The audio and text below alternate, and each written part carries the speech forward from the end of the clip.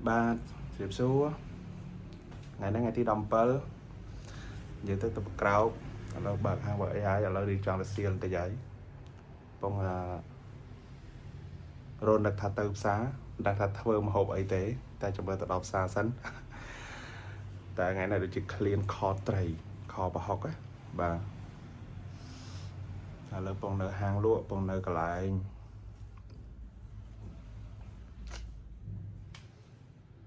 bye bye tích tiếp chúc nia tờ hỏi trường là tờ hỏi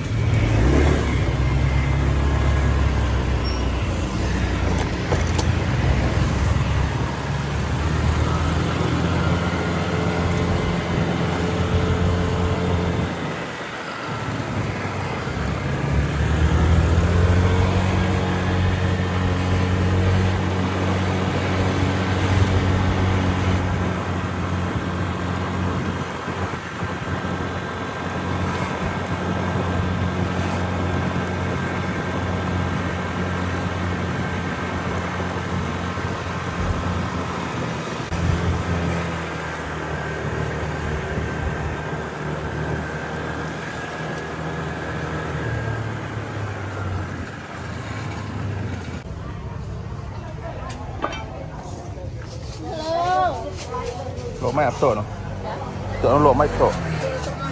để lộ máy hả mà lâu của một con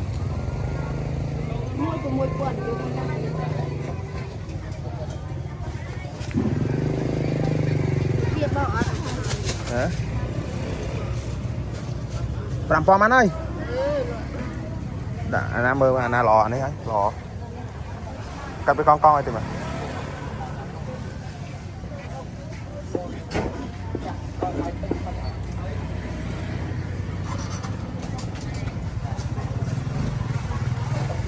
cặp con nó vô rồi mày đó con cái ăn ngon hay đó ăn ngon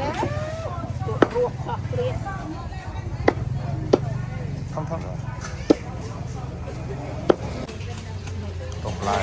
rộp lại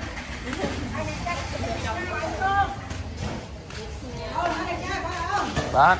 thế đâu mà lại này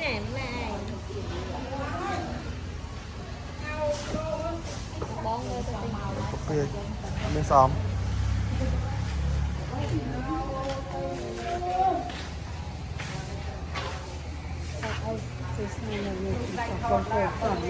cho ló không cho nó thử ấy cho nó mẹ khá xế khá như khôi sai tiền lộ mạnh vậy đồ nào đông của lộ không sao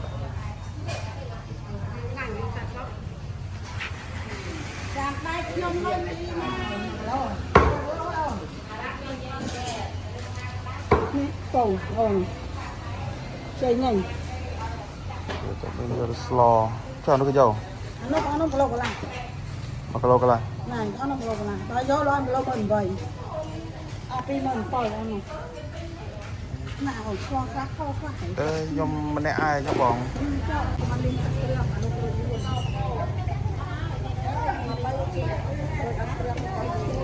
hả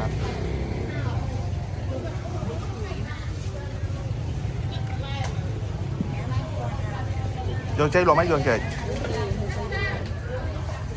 cho sấy casino lộ mày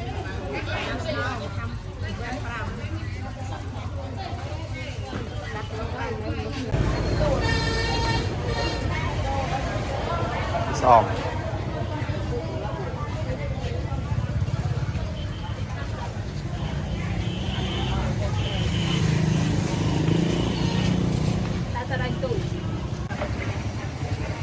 bài cái lộ bài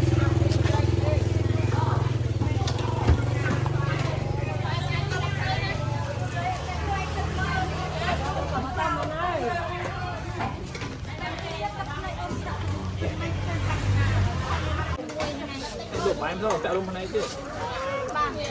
cho mà sạch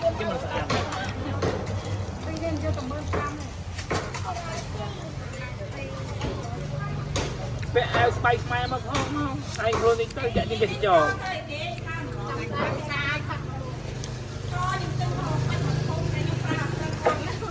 នេះខាមកព្រៀបបង្អែមគាត់ឆ្ងាញ់ញ៉ាំអស់មួយ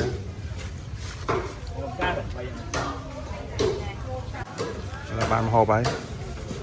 ហូបតោះយើងឥឡូវយើងបានមកដល់ផ្ទះវិញហើយ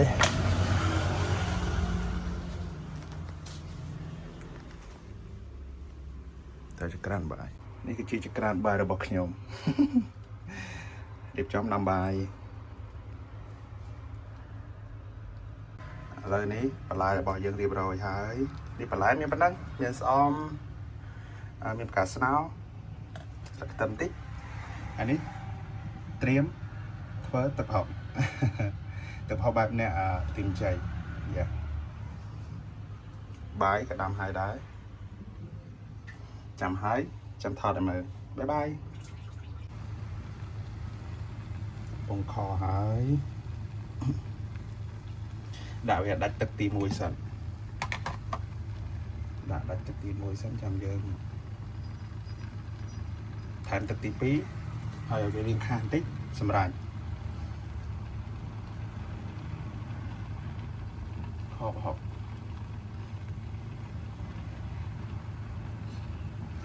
បាយតែចង់យកទឹកខ្លាញ់ផ្សេងខ្ញុំផ្សេងអូខេ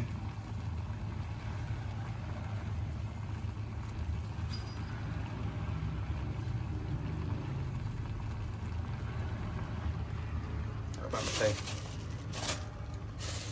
អានេះត្រីតិចមកបាញ់សាឃើញវាពងល្អពេកត្រីកញ្ចោះពងល្អមែនទេសុទ្ធតែពងតែអត់ទាន់ដឹងថាធ្វើអីទេប្រហែលជាអាចជៀនឬមួយមិនចាំមើលកាត់សិនឬមួយទុកស្លសំខាន់ជាងមានអានេះឃ្លានអានេះជាងគេចង់ញ៉ាំនឹងជាងគេតែម្ដងឥឡូវយើងបានបន្ថែមម្ទេសបន្តិចដើម្បីវាកាន់តែជាតិឥឡូវបន្ទាប់ពីខាសទឹកហើយឥឡូវយើងថែមទឹកថ្មីចូលថែមទឹកថ្មីចូលហើយចាំមកវារៀងខាសជាងនឹងបន្តិចបានឆ្អិនបានឆ្ងាញ់ឥឡូវចានហើយមកនេះចានហើយយើងហាន់ស្លឹកខ្ទឹមដាក់បន្តិចទៀតចប់តែម្ដងនៅស្ងោរស្អំមួយទៀតអូខេតែម្ដងឆ្ងាញ់ភ្លក់ហើយឆ្ងាញ់បាទសួស្តីបងនេះឥឡូវនេះឆ្អិនហើយម្ហូបយើងថ្ងៃនេះមានប៉ុណ្ណឹងអូខេនេះបាយតោះញ៉ាំទាំងអស់គ្នាអែមណាស់បងអើយត្រីខនេះយើងចង់ដាក់ត្រីបែបណាក៏បានដែរបងបើបានត្រីម្ដែងត្រីពោអាហ្នឹងរឹតតែខឆ្ងាញ់ទៀតវាវិញខ្លាញ់តិចតិចណាតែនេះយើងញ៉ាំផ្កាស្នោឆៅហើយនឹងស្ងោរស្អំនេះគឺជាបន្លែដែលខ្ញុំចូលចិត្តបំផុតបាទញ៉ាំទាំងអស់គ្នាអរគុណ